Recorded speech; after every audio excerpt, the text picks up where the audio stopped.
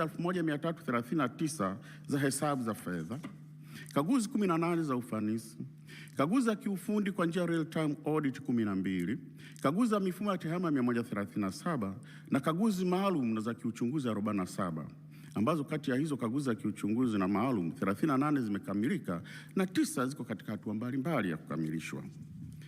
Mheshimiwa Rais, kuhusu kaguzi maalum na za kiuchunguzi 47 nilizosema hapo juu, kaguzi 45 zinatokana na maombi ya taasisi za serikali, viongozi na wadau mbalimbali. Kaguzi 2 nilizianzisha mimi mwenyewe.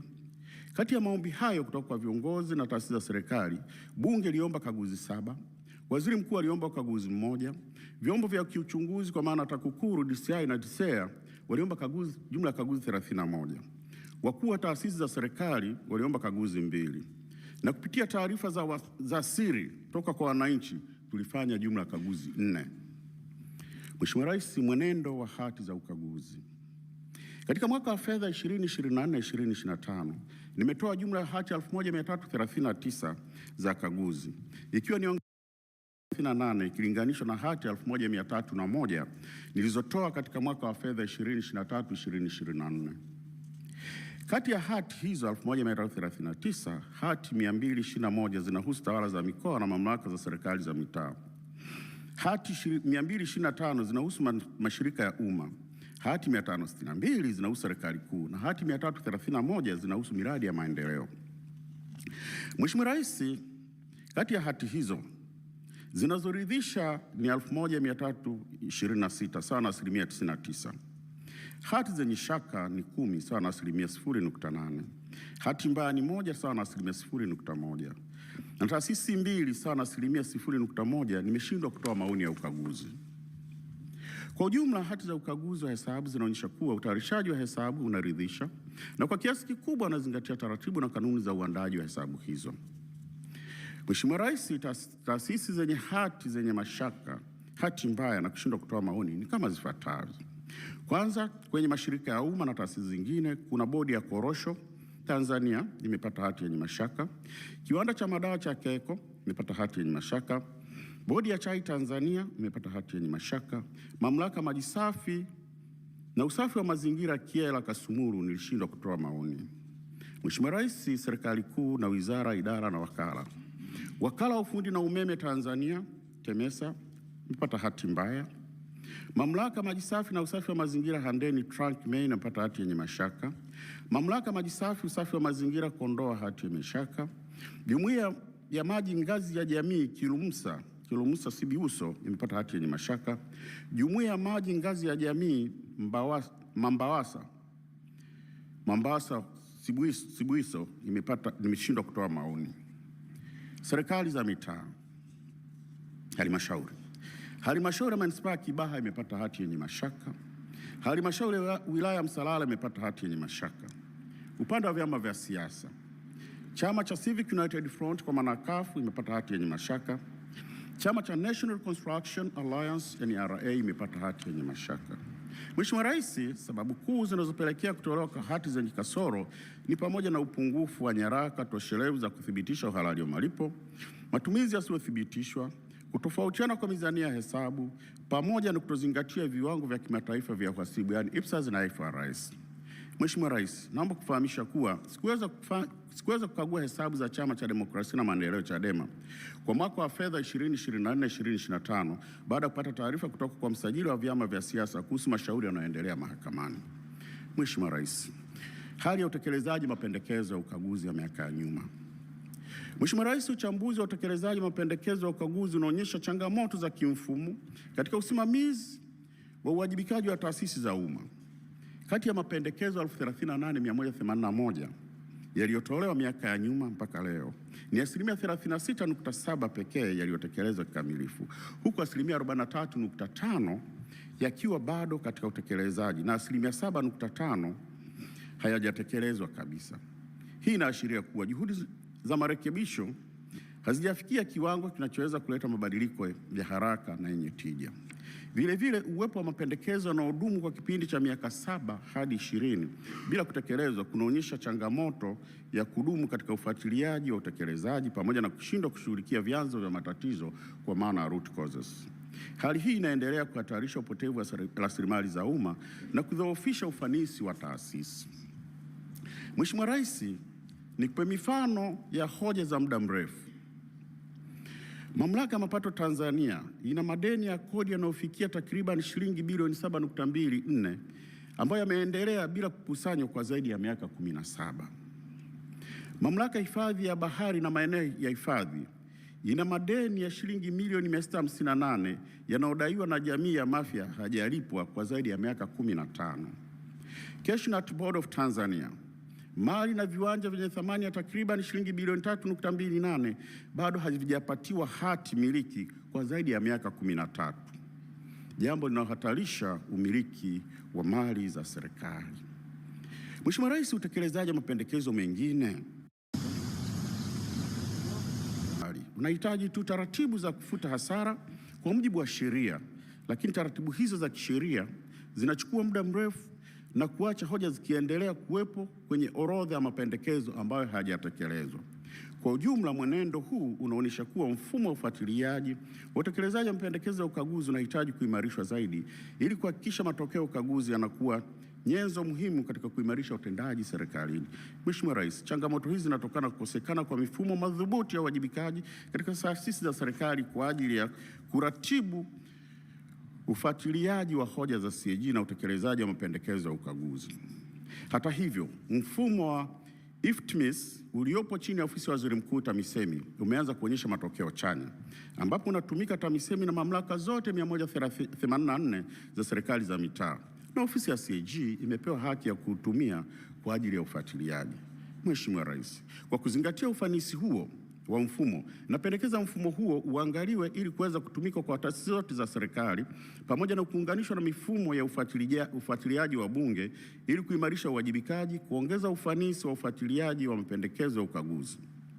Mheshimiwa Rais, pia napendekeza mlipaji mkuu wa serikali awasimamie maafisa masuhuri kuhakikisha wanatekeleza mapendekezo ili kuondoa mrundikano wa mapendekezo ambayo hajatekelezwa kwa muda mrefu. Kama nilivyosema, mengine hahitaji tu kufuta hasara ambazo zimeonekana ni hasara, ni kuleta kwa mlipaji mkuu wa serikali, CAG akithibitisha, tunapeleka bungeni, zinafutwa na kuziondoa kwenye ile orodha ya hoja ambazo hazijatekelezwa, mapendekezo ambayo hayajatekelezwa. Mheshimiwa Rais, mwenendo wa deni la serikali. Mheshimiwa Rais, hadi kufikia tarehe 30 Juni 2025, deni la serikali lilifikia trilioni 110.05. Kiasi hiki kinajumuisha deni la ndani la shilingi trilioni 35.5 na deni la nje la shilingi trilioni 74.55. Mwenendo huu unaonyesha kuwa ndani ya mwaka mmoja deni limeongezeka kwa shilingi trilioni 12.7 sawa na asilimia 13.04 ikilinganishwa na mwaka wa fedha wa 2023/2024. Ongezeko hili limechangiwa zaidi kwa kuongezeka kwa mikopo ya nje pamoja na kushuka kwa thamani ya shilingi dhidi ya dola ya Marekani, ambao kushuka kwa thamani kumechangia ongezeko la deni la shilingi trilioni 2 kutokana na exchange rate. Mheshimiwa Rais, tathmini ya uhimilivu wa deni, Debt Sustainability Analysis, imebaini kuwa deni la serikali bado lipo ndani ya viwango salama vinavyokubalika kimataifa, huku thamani ya sasa ya deni lote la umma kwa pato la taifa ikiwa ni asilimia 40.7 chini ya ukomo wa asilimia 55, na deni la nje kwa pato la taifa likiwa ni asilimia 24.9 chini ya ukomo wa asilimia 40. Aidha, uwiano wa deni la nje kwa mauzo ya nje ni asilimia 125.5 ambao bado upo ndani ya kiwango cha asilimia 180. Viashiria hivi pamoja na ukuaji wa uchumi vimeimarisha uaminifu wa Tanzania kimataifa, jambo linaonekana kupitia ukadiriaji mzuri wa utulivu wa hadhi ya ukopaji ambao Moody's wametupatia daraja la B1 kwa maana tuko stable mwezi Desemba 2024, na Fitch Ratings ilitoa daraja la B+ kwa maana stable Machi mwaka huu. Haya ni mashirika ambayo yanatathmini uwezo wa ukopaji katika nchi mbalimbali na uwezo wa uchumi na uvumilivu. Mheshimiwa Rais, usimamizi wa mapato. Mwenendo wa ukusanyaji wa mapato.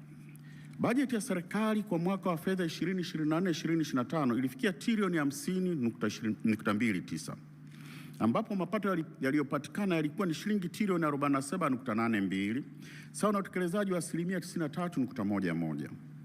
Mapato ya ndani yaliendelea kuwa chanzo kikuu kwa kufikia asilimia 99.41 ya lengo, huku mamlaka ya mapato Tanzania TRA ikiwa mchangiaji mkuu wa makusanyo hayo, yakionyesha utendaji mzuri wa ukusanyaji ambapo yalivuka lengo. Nichukue nafasi hii Mheshimiwa Rais kuipongeza serikali na TRA kwa ufanisi huu. Aidha, serikali iliongeza utegemezi wa mikopo ya kibiashara ambayo ilivuka lengo na kufikia asilimia 108.18, wakati misaada ya mikopo nafuu ilifikia asilimia 39.73 ya lengo. Mheshimiwa Rais, kutowasilishwa fedha za mifuko maalum special funds kwenye mifuko husika. Mheshimiwa Rais, nibaini kutowasilishwa kwa fedha ya mifuko maalum ambapo kiasi cha shilingi trilioni 2.28 kilichokusanywa na mamlaka ya mapato Tanzania kutokana na tozo za mafuta na reli kiliingizwa kwenye mfuko mkuu wa hazina. Kati ya kiasi hicho, shilingi bilioni 780.88 pekee ndizo zilizowasilishwa kwenye mfuko husika, ikiwemo mfuko wa barabara, mfuko wa nishati vijijini, mfuko wa reli na mfuko wa maji, huku shilingi trilioni 1.48 zikibaki bila kupelekwa na kutumika kwa shughuli nyingine. Hata hivyo, Mheshimiwa Rais, mifuko maalum ya serikali imekuwa mingi, inahitaji kutathminiwa kwa kina, kwani hali hii inadhoofisha dhana ya kuwa na mfuko mkuu wa hazina. Mheshimiwa Rais, ninatambua juhudi za serikali katika kuboresha mifuko hii. Hata hivyo, kwa kuwa hali imekuwa ikiendelea kwa muda mrefu kutokana na mwenendo unaojirudia, napendekeza serikali ifanye mapitio ya mfumo wa kisheria ili kuweka utaratibu unaoruhusu mgawanyo ulioainishwa wazi kati ya fedha zinazopelekwa kwenye mifuko maalum na mfuko mkuu bila kuathiri utekelezaji wa majukumu ya mifuko hiyo. Mheshimiwa Rais, kesi za kodi za rufaa zilizokwama. Ukaguzi umebaini kuwa kuna mrundikano mkubwa wa kesi za kodi zisizotatuliwa zenye thamani ya takriban shilingi trilioni 10.75 kwa Tanzania bara na Zanzibar, ikiwa katika ngazi za bodi ya rufaa za kodi TRAB, baraza la rufaa za kodi TRAT na mahakama ya rufaa Tanzania CIT. Idadi ya kesi imeongezeka kwa kasi kutoka kesi 7 mwaka 2019-2020 hadi kesi 1223 mwaka 2024-2025. Hali inaashiria udhaifu katika mifumo ya utatuzi wa migogoro kikodi. Hali hii inachangiwa na kukosekana kwa mifumo madhubuti ya usuluhishi wa mapema ndani ya mamlaka ya mapato, pamoja na uchache wa wataalamu wa mifumo duni ya kielektroniki katika vyombo vya rufaa, jambo linalosababisha ucheleweshaji wa maamuzi. Mheshimiwa Rais, napendekeza serikali ifanye mapitio maalum ya kesi zote na kuweka malengo ya muda kuzitatua, kuimarisha mifumo ya usuluhishi wa ndani ya TRA ili kupunguza rufaa zisizo za lazima na kuongeza wataalamu pamoja na matumizi ya mifumo ya kidijitali katika vyombo vya rufaa za kodi ili kuharakisha usikilizwaji wa mashauri ya kodi.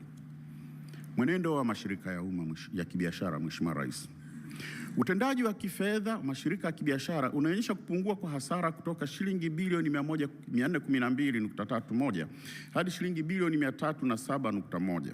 Hata hivyo, upungufu huu haujatokana na ufanisi wa kiutendaji, bali imechangiwa kikamilifu na ruzuku za matumizi ya kawaida recurrent grants kwa ajili ya mishahara, gharama za uendeshaji wa taasisi ambazo zina thamani ya shilingi bilioni 105.21. Jambo linaashiria kuwa hasara zimehamishiwa kwa serikali badala ya kupungua kiuhalisia. Aidha, licha ya serikali kutoa ruzuku ya maendeleo za shilingi bilioni 159.61 kwa ajili ya uwekezaji, taasisi 22 zimeendelea kupata hasara kwa kipindi cha mwaka mmoja hadi miaka mitatu. Hali inaonyesha changamoto endelevu za ufanisi, ongezeko la gharama na uendeshaji na udhaifu wa mifumo ya udhibiti wa ndani. Mheshimiwa Rais, niongelee kampuni yetu ya ndege.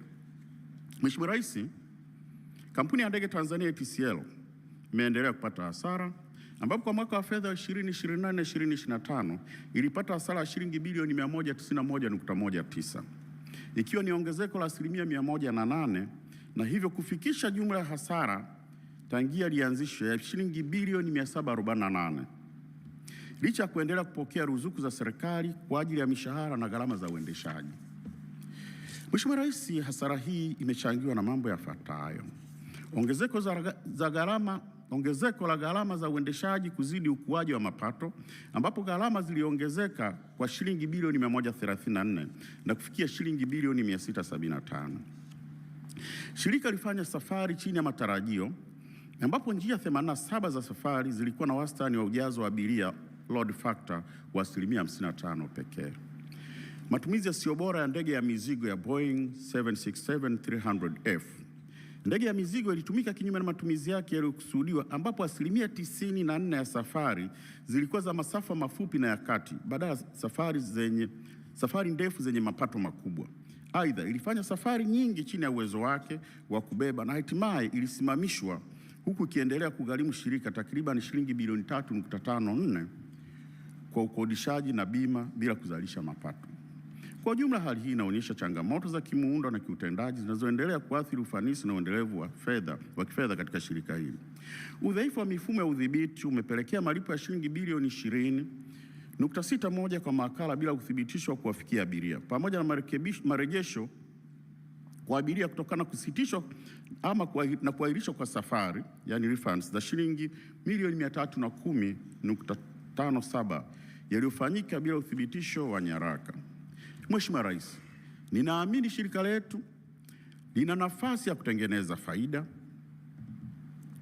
na kuondokana na hasara. Ninapendekeza kuwa serikali iboreshe ufanisi wa shughuli za ATCL kwa kupitia upya faida za njia za safari na matumizi ya ndege, kuandaa mkakati maalum wa kuongeza ufanisi wa ndege ya mizigo, kuunganisha mifumo ya TEHAMA ili kuboresha ubadilishanaji wa data na kupunguza michakato nje ya mfumo, pamoja na kuimarisha udhibiti wa marejesho ya fedha kutoka kwa mawakala ili kulinda mapato ya kampuni. Mheshimiwa Rais, Shirika la Reli Tanzania